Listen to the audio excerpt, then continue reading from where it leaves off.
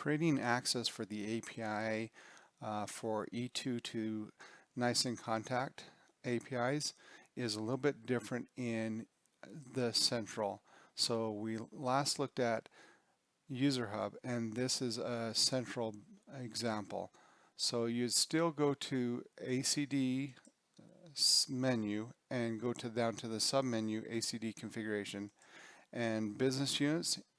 You can still get the business number down here.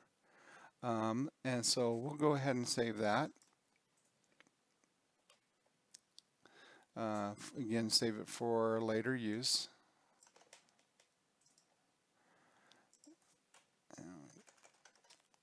Nope.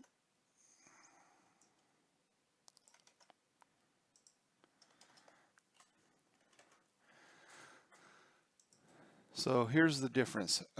In this, we need a API application instead of an access key. So go into the API applications and create a new one.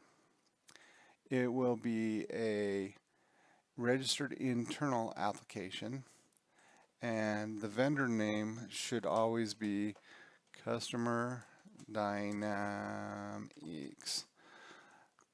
And the application name can be pretty much anything. So we try to do E2 integration. You need to give it all scopes. And now E2 will be talking back to this, so it needs an authorization callback. So that is just the URL for the CIF agent, and that is essentials.customerdynamics.com. https essentials.customerdynamics.com. So we're going to go ahead and create that application.